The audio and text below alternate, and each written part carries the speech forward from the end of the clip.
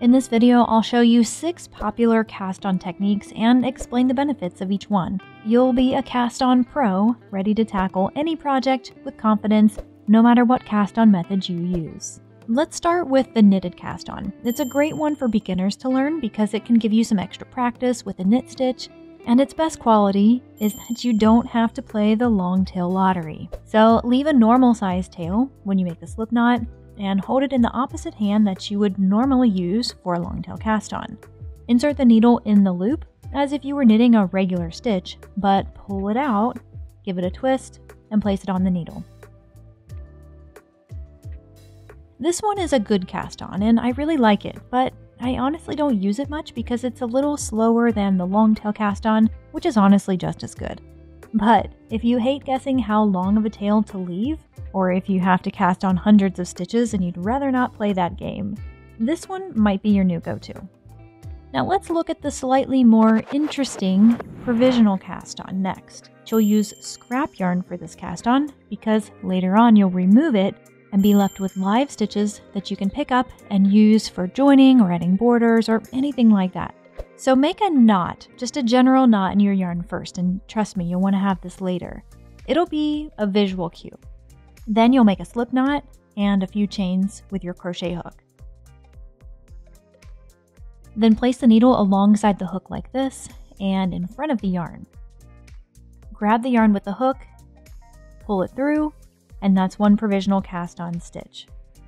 Pull the yarn to the back and do it again. Then you'll use these stitches as the foundation to knit your first row. And later on, you'll remove this scrap yarn and you'll be left with those live stitches so that you can finish up your project. When you have as many cast on stitches as you need, just make a few more chains and fasten off. Alright, let's dial it back a notch and look at the E-wrap or the loop cast on. This super simple cast on is useful for when you need to add stitches in the middle of the row. So make your slip knot as usual, put your hand behind the yarn, grab it and make a thumbs up. Swing your thumb around to make a little wrap, then stick your needle through the loop and release. Give it a good wiggle to tighten it up and keep going.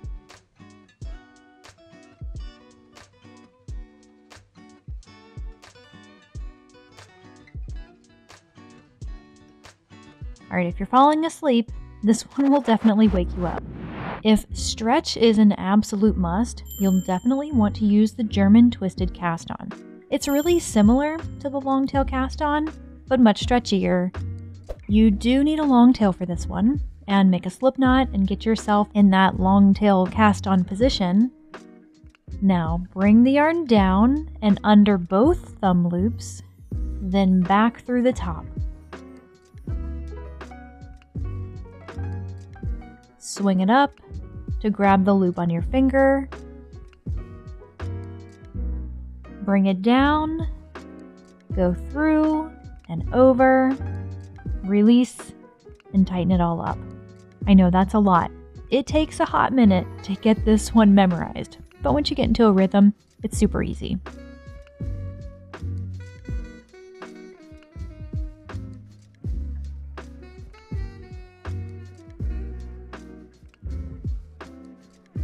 Now to completely contrast the last cast on method, we have the cable cast on.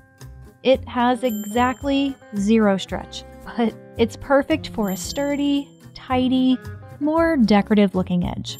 You don't see it as often in patterns, but it really is a neat one to know. And if you've been working these cast-ons along with me, you'll already basically know how to do it. It's nearly identical to the knitted cast-on. In fact, it starts the exact same way. So for the knitted cast-on in the next stitch, you would put your needle here.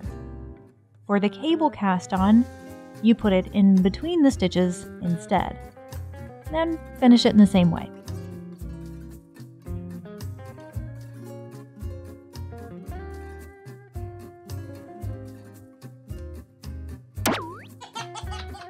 I swear I have done this before, but I don't do it very often. I'll be the first to admit I'm not the most graceful with this particular cast on, but hey, like everything else, you get into a rhythm and it gets easier as you go. But for now, have a good laugh at me fumbling with my needles to try to work this cast on.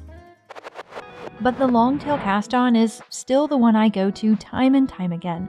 It's the best first cast on to learn, it's versatile enough to use for nearly any project, and it's just simply a classic. As the name would imply, you do need a long tail for this one to work, and you can guesstimate how much yarn you need by wrapping. So I like to wrap 10 times, and this is about how much yarn I would need for 10 cast on stitches. Then just double it as many times as you need for the number of stitches you need to cast on. I'm just making a few, so this is plenty good enough. And you don't necessarily need a slip knot for this one as long as you steady the yarn on your needle with your finger. So grab it all in your hands like this, swing the needle down to catch the loop on your thumb, swing it up to catch the loop on your finger, and release the thumb loop over the tip of the needle. Easy peasy.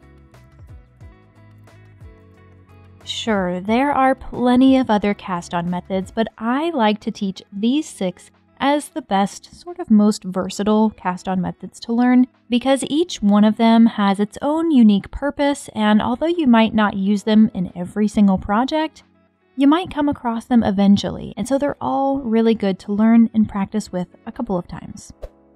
Now that you're on a roll, have a look at this easier alternative to the beautifully complicated brioche knitting.